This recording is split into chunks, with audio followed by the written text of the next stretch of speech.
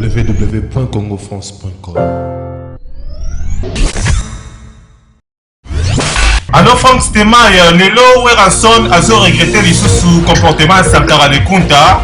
Les salades qui liboso héritier comme Sankara, yom to ça la king kuna. Limezo le cas vraiment kuna la king.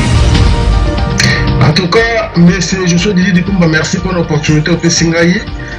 Pour tout éclaircir dans le monde entier, on a besoin d'un qu'on a www.congofrance.com, site mort avec cette information qui toko. Ah, on a Kinshasa, monsieur Joshua Didi Dikumba, actualité a dominé quand on a concert héritier Watanabe.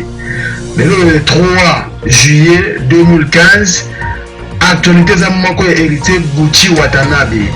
Il a envoyé bisa batuke bazala vraiment calme siècle tout bas fanatique à musique à maison mère. Héritier Gucci a tout bête conscient na yé mais Sankara de Kunta a longué une musique à maison mère T. Nous avons confirmé en tant que journaliste professionnel et puis nous avons en contact psycho direct dans l'administrateur de sur une musique à maison mère. Ok. Yom to ça na kini kuna vraiment le Sankara de Kunta base à sali base qui a le mot na wenge musique à maison mère. Lelo si tu es publié un mot et puis tu aussi confirmation mon côté et là on dit vraiment yo au soit qui la source au cours de la bâtisse sur congofrance.com.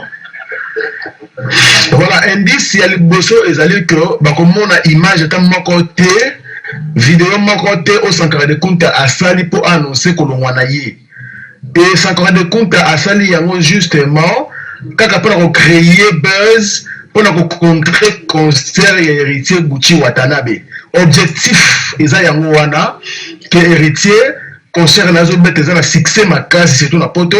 Nous ne sommes pas contre une musique à maison mère. Toujours peut ça information, nous sommes des médiateurs.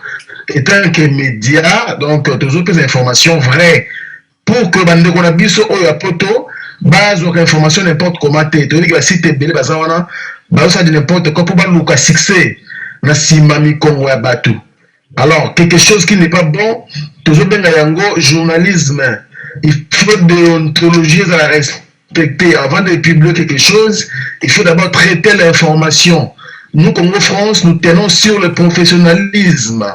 Nous sommes en contact avec Dr Pichu Musungu, qui est le directeur de marketing aujourd'hui dans la musique à maison mère.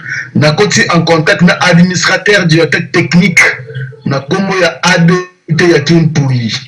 Na côté en contact na directeur financier Wenge musique à maison mère na combo ya bienvenue Tenta na bengi yemko Sankara de Kunta je crois à ma téléphone c'est quand on a occupation na yé mais ba confirmer que non Franck aux journalistes auto ça respect yeba que Sankara de Kunta azabel bien na kata Wenge musique à maison mère donc on est sur le site de basali bilo corona base la plainte na bango puis base la justification on va se justifier auprès il y a administrateur de la musique maison mère. Ok, donc risque exact parce que ça tort au groupe ça na yemoko Sankara de Kunta ou grâce à la buzz pour en fait escroquer ba rumeur il y a bateau escroquer attention bateau. Tu repères la faute na Sankara de Kunta.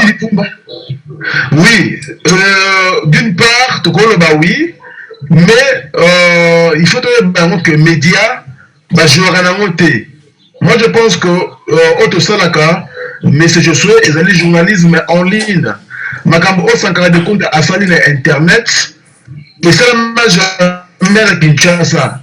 Avec la chaîne de la radio ou encore la télévision, toute la presse écrite, na Kinshasa, a pas le babilo corona. Pourquoi on manipule Internet? Aujourd'hui, le monde du journalisme en ligne, autour de Internet, ils allaient polluer parce qu'il n'y a pas de professionnels.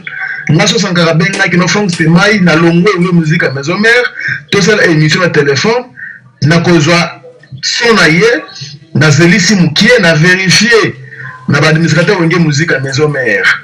Et si quand on a besoin vraie information na balancer, ça veut dire qu'on a traité entre Maloba Sankara de Kunta et Malobaya il y a administrateur au niveau de la maison mère pour ne pas toucher le même rançon. Tu vois qui est colon héritier Gucci Watanabe ezalaki nakati ya papier comment tiango ba ministère bele ba longo ba leka ba sala jamais émission na téléphone. Mon côté ko longo na groupe a fait l'émission na téléphone a ça la vidéo. Donc, maintenant, qu'on manipuler Batou, parce que y a milliers d'internautes, ça a mis confiance. On ne peut pas mettre tous ces gens dans la poche parce qu'on a besoin de tous les buzz. Biso Congo France, on donne l'information vraie. Ou encore, s'il y a des rumeurs, tous les ratons a biso là. Tous les ratons pour manipuler Batou, qu'on tient dans la poche. Voilà pourquoi aujourd'hui, moi, Franck Stémaï, je me porte garant, on doit saigner ces secteurs de médias en ligne qui aujourd'hui pollués par des parvenus, des gens qui font, qui créent leur site internet et qui prennent des journalistes na Kinshasa, micro. On doit cesser avec ce genre des informations. On doit cesser avec ça parce que même bandeko belé oya poto bengai awa na pesa bango la vraie information et aujourd'hui bazana kanda contre ba site oyo sara buzo ba toujours kaka na ko manipuler batu ko pesa ba force information et demain au commence à de compte à l'équipe de Congo France à démentir avant ça de compte avec le lobby de Congo France na pesa bango vraie information le lot que ça de compte à l'ongwete et le monsieur l'a fait justement pour contrer les conseils d'héritier Gucci Watanabe. Et sur la fait, à cause de la jamais de Congo France, parce que Bisso a toujours on a notre temps de vérifier la vraie information et de traiter surtout avant de diffuser. Voilà un peu ce que je voulais dire. Excusez-moi, mon question a aussi moi temps quoi. Ok. Franck Stémaï, te belé sur congofrance.com, nabi que va Sarabi sont toujours confiance et puis bio à partir à Kinikuna. Ah ouais, ça en direct déjà ça la confiance na yo. Et là on est au loba n'a pas quoi les on va surtout retenir vraiment sur situation où il y a buzz au 140 de coût à ça sur internet. Merci beaucoup mon boss, je suis Didier Pumba. Je sais que vous avez une occupation mais on sera toujours présent pour observer Bandeko au Batarabi à travers le monde. Et là on a surtout une opportunité personnelle que Bandeko aura toujours temps à bango ndenge bazali lelo sankara de compte à lobby on a téléphone et pas journaliste mort autant à comboter mais je pense que balandela ba journaliste wana bien bakomona ki bazaba journaliste ba utika banda ko ba éjecter bango na kata musala o biso de tangi classe pendant beaucoup d'années pour to zalelo éjecter dans le monde de professionnalisme. Donc moi je pense que bandeko aura temps à bango surtout dans Congo France parce que ceux qui yoki dans site nous on appelle cette information t ba véhicule la rumeur voilà préciser on peut se partir le bande qu'on a biso au bata à travers le monde éparpillé na autant bamboka te les belé ba site on nyonso bazolanda wana sikoyo ba véhicule la rumeur ba traitera jamais information na bango avant ba diffuser yango ba traitera information t avec information brute. Mais ça va rumeur mais eux tant que journalistes soi-disant extrader n'importe quoi pour nous poche pour créer de buzz pour avoir de vues tout ça juste pour informer des gens parce que c'est notre passion. On aime ce travail, nous aimons ce travail énormément, on le fait malgré les difficultés. Tout ça là justement pour que voilà tout ça les bandes à Congo il faut toute l'information de RDC Congo France et nous sommes là pour jouer cette médiation. Aujourd'hui je crois que bandeko ba yeba et maloba o salami marambo salami le ba yeba que ba site nyoso ba site Rolanda te bazo véhiculer justement kaka ça ka bana micro ndenge ba mo ba pesa kombo na ngai sala bien et bazo la professionnalité donc ça ka ba mo sou kate sankara de compte notre ko est-ce qu'on a bengi ba administrateur. Je crois après l'appel dans la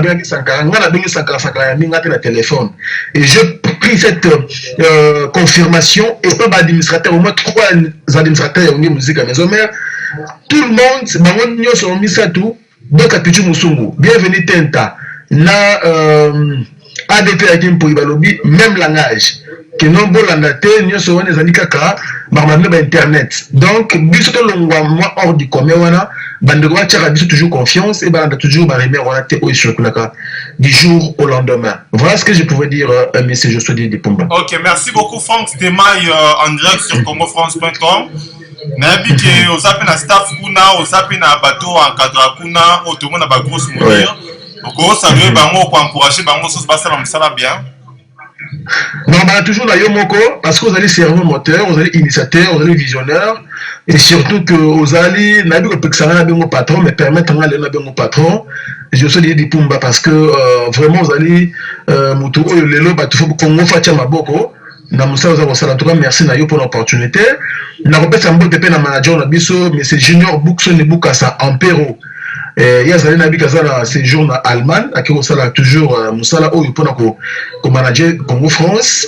Et puis awa na Kinshasa, je crois bandeko bazali, non tolo ba awa tozana la grosse moulure. Nina na grosse moulure, azana kati ya concert ya Héritier Buchota na be. Voilà biso tinda ka bandeko. Na minute oyo envoyé spécial ya Congo France. Na concert ya Héritier ezali grosse moulure, bandeko banisala kolanda ye, akozwa intégralité concert wana. Et ngai nazali awa juste pour la information on a bimité le lot pour kolandela nazwa précision avant na loba nazwi ta ko traiter information na ngai oyo avant na pesa mo bandeko donc baye ba ke nyonso oyo tamboli na ba soi disant site ezali nango rumeur information oyo nazo pesa bango soki bazana tembe ba vérifier na auprès ya ba numéro ya bandeko oyo ba administrateur wenge musique à maison mère bandeko musubi bazana numéro wa ranson babenga. Je crois que ça biso aux raisons. Par rapport à la salutation, la PSM de la grosse moulure, déjà qu'on a concert héritier. Et puis la PSM de la nouvelle réécrit. Il est comme bien sûr, il y a Sarah Ramazani, madame déjà dans l'intervention à celle de l'édition sous tout ça. Il s'agit bien que de connaissances. Et puis tout ça, l'appellation on a bien sûr la France qu'on a, je crois, je vois même comme par rapport à la stratégie. Donc, on a quand même relancé. Paris, on a bien donc bureau sur Congo France et surtout l'internet n'a pas fidèle. On va attendre avant que c'est là, tout peut c'est vraiment vraie information. La paix c'est bon, sur mode tellement de longtemps comme on a monté. Merci le yo boss, je suis Didi Dipumba. Puis d'abord santé bébé nangai Joyce Dipumba parce qu'il y a allé il a tonton Franck Mingi quoi. Merci beaucoup France Tema depuis Kinshasa. Merci beaucoup, M. Johnson Didi Pumba, et puis bon boulot à et bonne soirée. Okay. Et toute la famille aussi. Merci, au revoir. Merci. Congo France.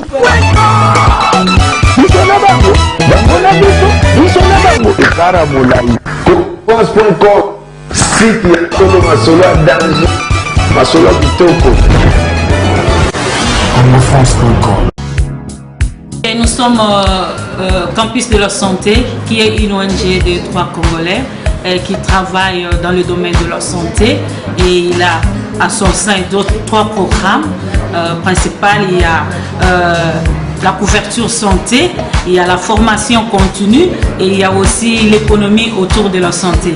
Et à ce qui concerne la couverture santé, nous avons pensé à mettre sur pied des sites de soins de santé au niveau de la communauté. Là, c'est pour faire la couverture santé. Et là, nous demandons à notre population de venir s'inscrire à ces programmes pour avoir accès à des soins de santé de qualité. La formation continue et en ce qui concerne ce projet, nous avons la formation de médicaux et de paramédicaux. Là, ce sont de personnels que nous allons former, dans des personnels qui vont travailler dans notre programme.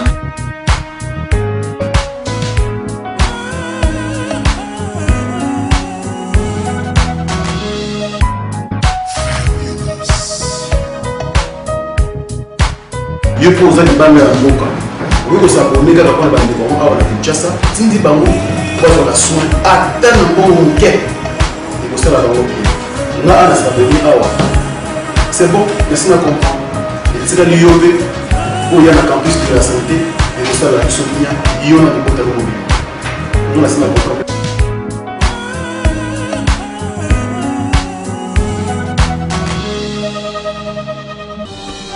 Bienvenue dans le monde de Sepela TV. Sepela TV est le décodeur qui vous permet de suivre les chaînes du Congo en direct de la diaspora. Sepela TV vous offre plus de 150 chaînes qui sont RTNC 1, RTNC 3, RTV F1, Télé 50, B1 TV, Digital Congo, RTGA, Kin Malebo, les chaînes françaises, les chaînes africaines, les chaînes du sport et aussi YouTube. Voici la liste de nos partenaires de médias. Nous pouvons aussi vous offrir votre propre chaîne. Sepela TV est seulement à 80 livres et 10 livres d'abonnement. Sepela TV marche par Internet qui vous permet de transporter votre boîtier partout dans le monde. Contactez-nous aujourd'hui pour votre décodeur de Sepela TV. Sepela TV créé pour les Congolais, par les Congolais. CFTV, chaque jour une dizaine de nouveautés en clip acheté. La télé qui vous allume. La télé totalement musique.